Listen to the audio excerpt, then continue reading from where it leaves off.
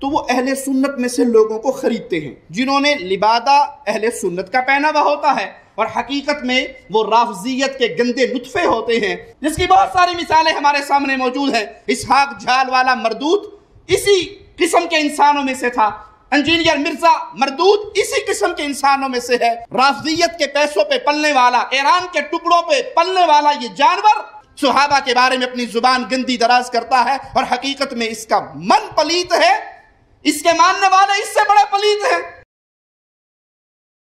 میرے صحابہ کو برا نہ کہو حدیث نبوی ہے۔ کیا کسی حدیث میں آیا کہ میرے صحابہ کی غلطیاں نہ بیان کرو؟ جو قرآن مجید میں بھی موجود ہیں، کوئی ایسی حدیث نہیں ہے جس میں یہ آیا ہو۔ یہ حدیث ٹھیک ہے، یہ لیکن اس حدیث کے ساتھ بھی خیانت کی ہے ہمارے علماء نے۔ یہ حدیث پوری بیان ہی نہیں کی انہوں نے۔ یہ حدیث جو ہے نا پوری، وہ صحیح مسلم میں ہے، ویسے تو بخاری میں بھی ہے۔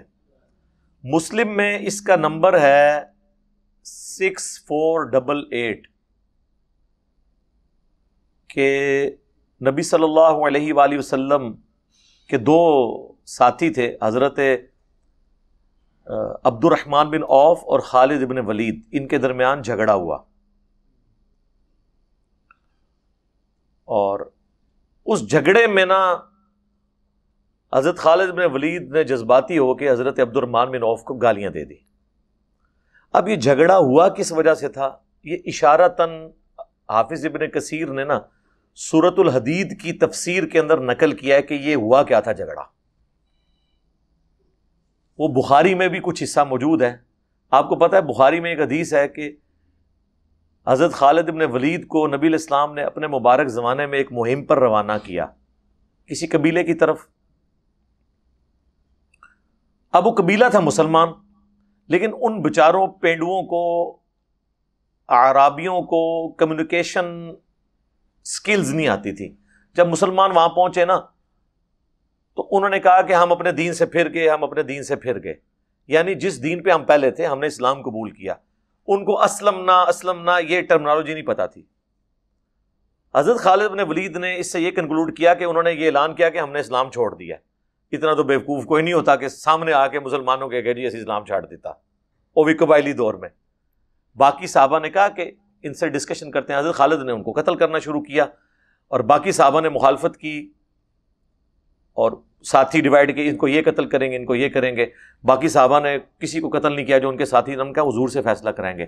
جب حضور علیہ السلام کے پاس پہنچے تو نبی علیہ السلام نے 2 دفعہ کہا، اے اللہ، خالد کے اس عمل سے میں بری ہوں جو کچھ اس نے کیا، میری کوئی ذمہ داری نہیں ہے۔ ایکسٹرا جوڈیشل کلنگ کر دی۔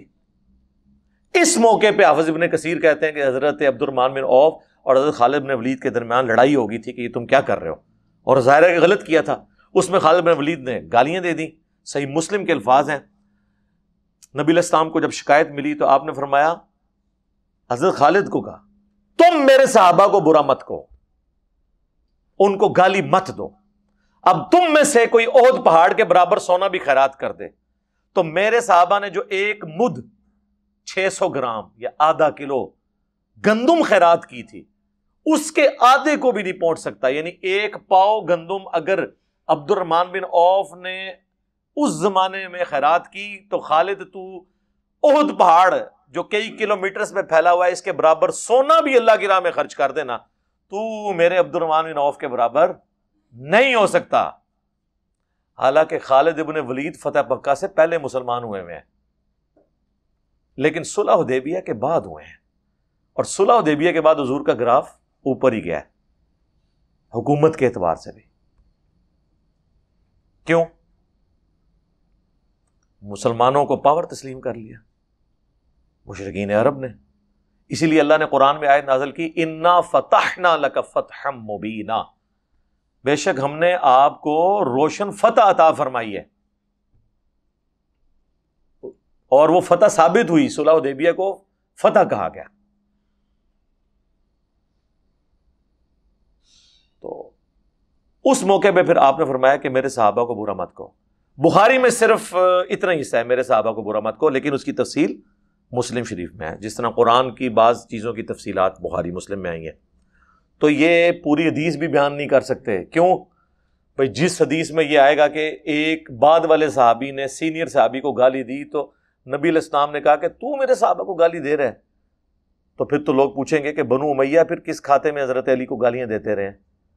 یہاں تو پھر بھی چلو کوئی لیول تھا، ان کا تو لیول کوئی نہیں ہے. تو فتح مکہ کے بعد طلقاء ہیں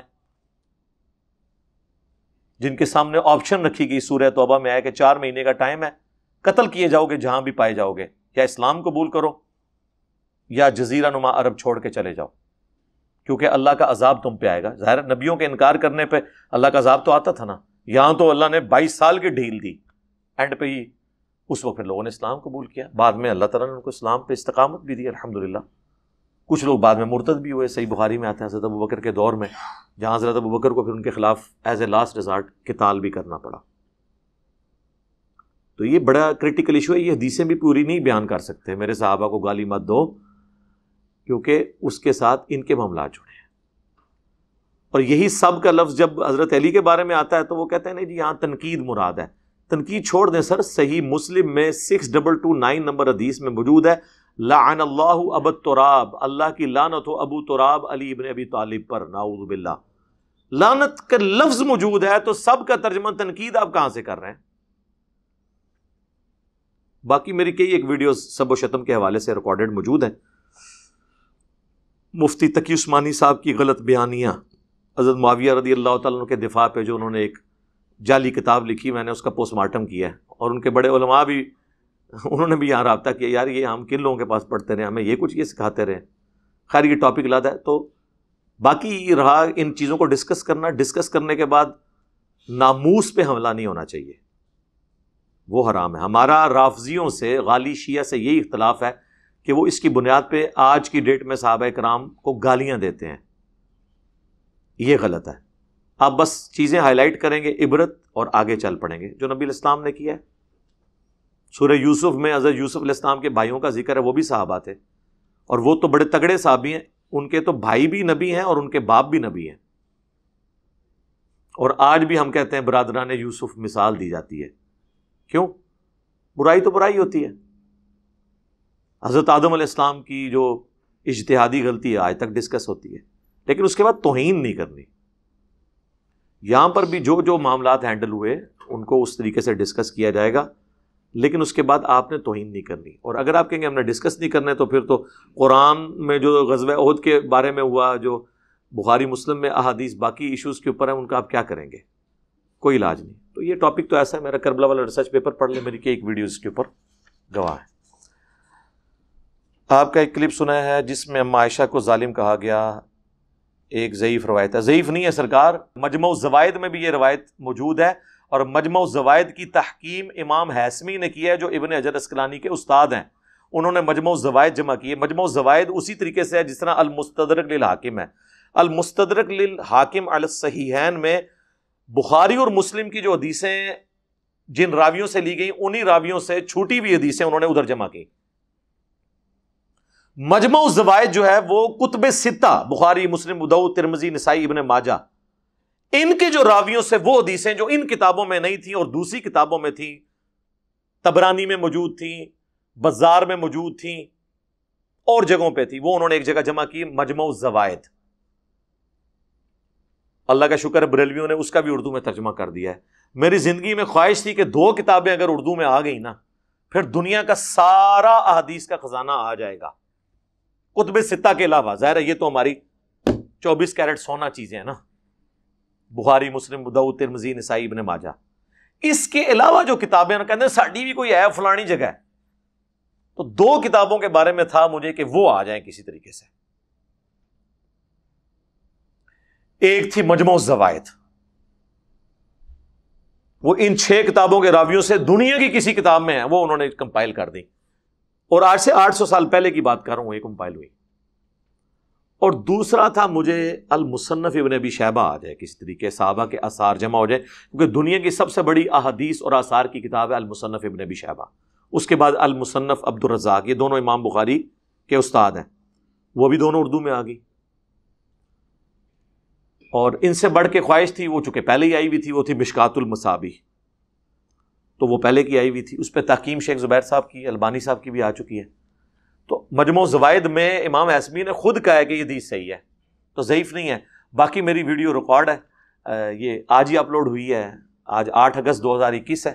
تو یوٹیوب پہ جا کے لکھیں آپ جنگ جمل اور سیدہ عائشہ سلام اللہ علیہا، سنی اور شیعہ دونوں کو دعوت حق، جس میں میں نے مفتی اعظم ایران، اور مفتی اعظم ایران کا مطلب ہے دیوبند اور بریلویوں کے امام ابو حنیفہ، کیونکہ دیوبند اور بریلوی تو مرے ہوئے امام کی تقلید کرتے ہیں نا، شیعہ میں مرے ہوئے امام کی تقلید نہیں ہوتی، زندہ امام کی تقلید ہوتی ہے،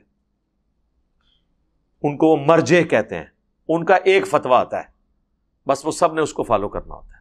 ان کے دو بڑے مرجع ہیں اس وقت، آیت اللہ خامنائی جو مفتی اعظم ایران ہے، اور مفتی اعظم عراق ہیں سستانی صاحب، جن کو پچھلے دنوں ویٹیکن سٹی کے پوپ جا کے ملے ہیں۔ آپ ان دونوں کو دیکھیں، پوری پوری ان کی داڑھی ہیں۔ سستانی صاحب کا تو وہ چوغا بھی ٹخنوں سے اوپر تھا، وہ تو لگتا ہی نہیں کہ اہل حدیث ہیں، یہ شیعہ ہیں، 80+ ان کی ایج ہے۔ تو یہاں کے شیعہ تو سنیوں کی ضد میں زیادہ تر جو ہیں چھوٹی داڑیاں رکھتے ہیں، ورنہ آپ دیکھ لیں امام خمینی کی بھی پوری مٹھی داڑھی ہے۔ اس وقت بھی خامنائی صاحب کی تصویر میں نے اس میں لگائی ہے، ان کی بھی پوری مٹھی داڑھی ہے۔ جواد نقوی صاحب دیکھ لیں، بڑے شیعہ عالم ہیں، انہوں نے بھی بڑی داڑھی رکھی ہوئی ہے۔ چھوٹی داڑھی بھی جائز ہے، لیکن جو دینی مسند پہ لوگ بیٹھے ہیں ان کو چاہیے کہ افضل عمل کی طرف جائیں۔ تو وہ میری ویڈیو اپلوڈ آج ہوگی ہے، اس میں ایک ایک ریفرنس لگے، میں نے اس کی تصدیق کر دی ہے کہ یہ احادیث کے اندر الفاظ تھے، احادیث میں تو لفظ تھا بدبخت، تو میں نے اس کو ذرا اردو میں تھوڑا نرم کر کے میں نے اس کو ظالم، وہ آپ باقی ایکسپلینیشن اس میں دیکھ لیں، یہ چیز ایڈریس ہو چکی ہے۔ ہاں، اسلام 360 والے وہ خود ذمہ دار ہیں، ہم نے اس حدیث کو بیان کیا ہے، یہ حدیث بالکل ٹھیک ہے، امام حسبی نے بھی ٹھیک ہے۔ باقی اس میں آگے الفاظ تھے کہ اسے اس کی امن گاہ تک پہنچا دینا۔ تو جو سیرت الرسول کتاب ہے نا محمد الوہاب صاحب کے بیٹے کی، اس میں انہوں نے باقاعدہ جنگ جمل کا ذکر کیا ہے کہ حضرت علی نے پھر عزت کے ساتھ حضرت عائشہ کو ان کے گھر بھجوایا تھا، اور اپنے بیٹے کو، بگوٹن تو نہیں تھا لیکن ان کی ماں سے چونکہ شادی کی تھی اسما بنت امیس کے ساتھ، وہ حضرت علی کا بیٹا محمد بن ابی بکر ہے، وہ حضرت بکر کا بیٹا تھا، لیکن حضرت علی بھی اس کے باپ تھے بعد میں، کیونکہ ان کی والدہ کے ساتھ نکاح کر لیا تھا۔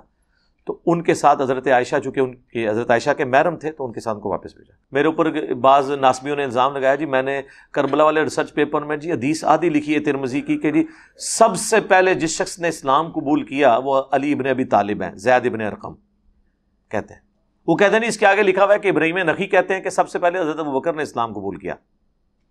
تو میرے بھائی اس ریسرچ پیپر سے پہلے میں نے اس پہ پوری ویڈیو ریکارڈ کرائی ہے، سب سے پہلا مسلم کون، اور اس میں نے پوری حدیث بیان کر کے اس کی انجینئرنگ کی ہے کہ حدیث یہی ہے کہ زید ابن ارقم کہہ رہے ہیں، کیونکہ زید ابن ارقم کون ہے؟ صحابی اور سابقون الاولون میں، وہ کہہ رہے ہیں کہ حضرت علی پہلے شخص ہیں جنہوں نے اسلام قبول کیا، اور غدیر خم کی حدیث کے راوی بھی زید ابن ارقم ہے۔ اور ابراہیم نخعی جو صحابی کے قول سے ٹکرا رہا ہے، اس کا قول امام ترمذی نے نقل کیا، ابراہیم نخعی 50 ہجری میں پیدا ہوا ہے، حضور کی وفات کے 40 سال کے بعد وہ پیدا ہوا ہے۔ جو بندہ حضور کا ساتھی ہے شروع کا، خلفاء راشدین کا ساتھی ہے، حضرت علی کا ساتھی ہے، غدیر خم کی حدیث کا راوی ہے، اس کی بات مانو، یا ابراہیم نخعی جڑا جمع ہی بعد ہی 40 سال بعد، اور وہ دی گل بھی میں مان لینا اگر وہ صحابی سے اختلاف نہ کر رہا ہوتا۔ ابراہیم نخعی جب پیدا ہوئے ہیں اس وقت سنی شیعہ کنفلکٹ آ چکا تھا، تو ابراہیم نخعی کو کچھ سنی سنائی بات پہنچ گئی، تو انہوں نے آگے بیان کر دی، انہوں نے کسی صحابی کا ذکر نہیں کیا۔ جو بندہ حضور کی وفات کے 40 سال بعد پیدا ہو رہا ہے وہ کس طرح کہہ سکتا ہے کون بندہ پہلے اسلام لے کے آیا؟ سمجھ آئیے آپ کو؟ اسی لیے شیخ زبیلی زئی رحمہ اللہ نے جب حضرت علی کی فضیلت میں ترمذی کی حدیث لکھی ہے نا، یہ والی کہ زید ابن ارقم کہتے ہیں پہلا شخص جو مسلمان ہوا وہ علی ابن ابی طالب، میں ساتھ لکھا کہ تابعی صغیر، چھوٹا تابعی، اس نے زید ابن ارقم کی مخالفت کرتے ہوئے کہا کہ حضرت ابو بکر پہلی دفعہ اسلام لے کے آئے۔ تو زبیل جی صاحب نے اس کے اوپر جو تبصرہ کیا ہے نا، وہ نٹوریس انداز میں کیا ہے کہ اس کی کیا اوقات ہے کہ ایک صحابی سے اختلاف کر رہا ہے۔ امام مسلم نے مقدمے میں لکھا ہے تابعی کی مرسل کوئی شے نہیں ہے جب تک صحابی کو مینشن نہ کرے۔ تو جو روایت ہی مرسل چھوٹی ہوئی اور صحابی سے ٹکرا رہی ہے، وہ اگر میں نے اس میں نہیں لکھی تو اس لیے نہیں لکھی کہ میں اس کے اوپر لکھ رہا ہوں کہ میں صرف صحیح روایتیں لکھ رہا ہوں۔ اگر میں یہ جعلی کام ساتھ لکھتا نا تو مجھے تین لائنیں اور لکھنی پڑنی بتانے کے لیے، تو وہ میں نے اپنا ٹائم تو نہیں ضائع کرنا۔ البتہ جب میں نے ویڈیو ریکارڈ کی اس میں نے پوری بات کی۔ ٹھیک ہے، بات سمجھ آئی؟ ایک اس کربلا والے ریسرچ پیپر پہ ایک اعتراض کسی نے کیا، جی آپ نے وہ ایک حدیث لکھی ہے بخاری کی کہ حضرت عمر کی میت پہ حضرت علی نے جو ہے نا حضرت عمر کے لیے جو تعریفی کلمات کہے تھے وہ تو آپ نے نقل کیے ہیں، لیکن اس میں سے ایک جملہ آپ نے چھوڑ دیا ہے۔ وہ اس لیے میں نے چھوڑ دیا تھا کہ بخاری کے جس طرق کو میں ذکر کر رہا تھا وہ اس میں وہ الفاظ موجود نہیں تھے، لیکن اس سے پہلے میری ویڈیوز میں وہ جملے موجود ہیں، 2012 کی ویڈیوز میں بھی میں نے کوئی نکالے تو نہیں ہے۔ وہ طرق اتنا پیارا تھا کہ میں اس کو مس نہیں کرنا چاہتا تھا۔ اس میں الفاظ ہیں کہ ایک شخص آ کے، عبداللہ ابن عباس کہتے ہیں کہ میری شولڈر پہ آ کے کون ہی رکھتا ہے اور کہتا ہے اے عمر، میں نے اکثر رسول اللہ سے سنا تھا میں ابو بکر اور عمر داخل ہوئے، میں ابو بکر اور عمر نکلے، مجھے امید تھی تو اپنے 2 ساتھیوں سے جا ملے گا، اور بڑے تعریفی کلمات، اور کہتے ہیں میں نے مڑ کے دیکھا تو علی بن ابی طالب تھے۔ اب اس میں جو سوز و گداز ہے وہ اس میں نہیں ہے۔ دوسرے طریق میں آتا ہے کہ علی بن ابی طالب آئے اور انہوں نے کونی رکھی میرے کندھے پہ، اور حضرت علی، اس میں وہ سسپینس اور چسکا ہی نہیں ہے جو اس میں ہے، کیونکہ یہاں انہوں نے مختصر بات کی ہے، وہ اینڈ پہ انہوں نے مڑ کے دیکھا تھا، تو یہ سسپینس باقی رہتا ہے۔ میں نے وہ والا طریق ڈالا ہے۔ اور اس سے آگے اس ظالم سے پوچھو، اس سے آگے حدیث میں نے بخاری کی نقل کی ہے کہ حضرت علی سے ان کا بیٹا پوچھتا ہے کہ بتائیں رسول اللہ کے بعد اس امت میں سب سے افضل کون ہے؟ تو کہتے ہیں ابو بکر۔ وہ پوچھتا ہے اس کے بعد کون؟ تو کہتے ہیں عمر، اور کہتے ہیں میں نے سوچا اس کے بعد میرے ابا جی حضرت عثمان کا نام لیں گے، تو میں نے کہا ابا جی اس کے بعد تو پھر آپ ہی ہوں گے، محمد بن حنفیہ کہتے ہیں۔ تو حضرت علی نے کہا کہ میں تو عام مسلمانوں میں سے ایک مسلمان ہوں۔ 8 جی وَمَنْ أَحْسَنُ قَوْلًا مِّمَّنْ دَعَا إِلَى اللَّهِ وَعَمِلَ صَالِحًا وَقَالَ إِنَّنِي مِنَ الْمُسْلِمِينَ۔ اس سے بہتر کس کی بات ہے جو لوگوں کو اللہ کی طرف بلائے اور نیک اعمال کرے خود بھی، اور کہ میں بھی عام مسلمان ہوں۔ تو یہ حدیث تو میں نے کربلا ریسرچ پیپر میں ڈالی ہوئی ہے۔ یہ زیادہ تگڑی بات ہے یا بہت زیادہ تگڑی بات ہے کہ میں وہ جملہ کہ میں عمر کے اعمال پہ رش کروں گا، تو وہ اس طریق میں نہیں تھی، وہ تو کئی ایک طریق اس میں جو ہے وہ شامل نہیں ہے۔ اوورال ہم نے مقدمہ رکھا ہے، اور جب میں نے لاتا سے لیکچرز میں اس سے بھی 5 سال پہلے بیان کیا اور ابھی تک کئی جگہ میں نے بیان کیا ہے، تو میری نیت کے اوپر نیت تو آپ کی شک میں ہے۔ اہل حدیثوں نے 3 کتابیں لکھی، تینوں میں غدیر خم کی حدیث میں تعریف کر کے قرآن اور سنت کر دیا، اہل بیت کا نام نکال دیا۔ بے ایمانی یہ ہوتی ہے۔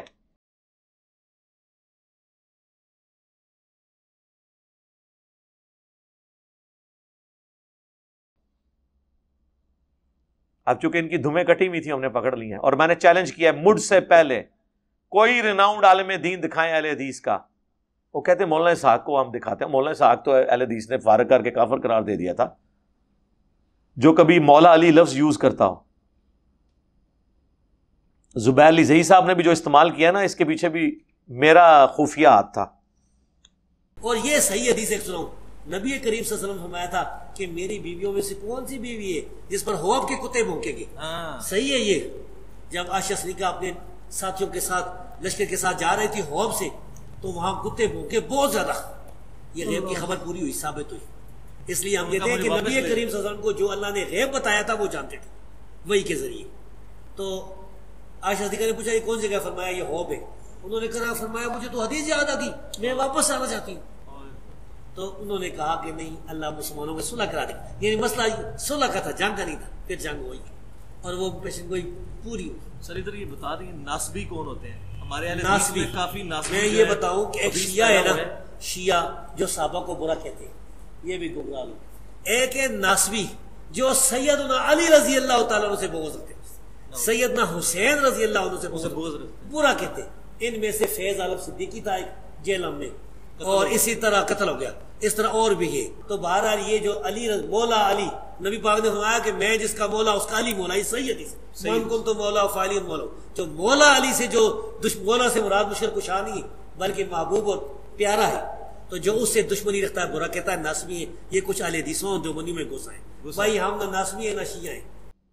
تو میں اسے کہہ کے زبردستی یہ کہتا تھا، پھر وہ شروع ہو گئے تھے مولا علی اور اہل سنت کا لفظ، ورنہ وہ پہلے اہل حدیث کا لفظ یوز کرتے تھے۔ میں کہتا تھا کہ یار اس نفس کی جو انورٹڈ کاما میں عزت ہے نا سب کانٹیننٹ میں، اس طرح آپ بات نہیں پہنچا سکتے۔ آپ اہل سنت لفظ استعمال کریں جو مین سٹریم میں ہمارا چل رہا ہے، حکمت سے دعوت کا کام کریں۔ اللہم انی اسألک بانک انت اللہ لا الہ الا انت الاحد الصمد الذی لم یلد ولم یولد ولم یکن له کفوا احد وإلہکم الہ واحد لا الہ الا هو الرحمن الرحیم الف لام میم اللہ لا الہ الا هو الحی القیوم اللہم صلی علی محمد وعلی آل محمد اللہم ربنا آتنا فی الدنیا حسنہ وفی الآخرة حسنة وقنا عذاب النار ربنا آتنا من لدنک رحمہ وہیئ لنا من امرنا رشدا۔ اے اللہ ہماری، ہمارے ماں باپ کی، ہمارے بیوی بچوں کی، پوری امت کی تمام دینی، دنیاوی، جسمانی، روحانی، ظاہری، باطنی پریشانیاں، تکلیف، مصیبتیں، دکھ درد، بیماریاں، دشواریاں دور فرما۔ دنیا میں جہاں کہیں بھی مسلمان کافروں کے خلاف برسر پیکار ہیں، افغانستان میں، عراق میں، شام میں، چائنا کے اندر، فلسطین میں، جہاں جہاں بھی مسلمان مظلوم ہیں، غیب سے ان کی عزت و آبرو کی، جان و مال کی حفاظت فرما۔ ہمارے ملک پاکستان کی خیر فرما، پورے عالم اسلام کی خیر فرما، اندرونی اور بیرونی خطرات سے محفوظ فرما۔ حاضرین کے دلوں میں جو جو نیک اور جائز دعائیں ہیں قبول فرما۔ حاضرین کے گھر والوں میں جو بیمار ہیں اللہ ان کو شفا عطا فرما۔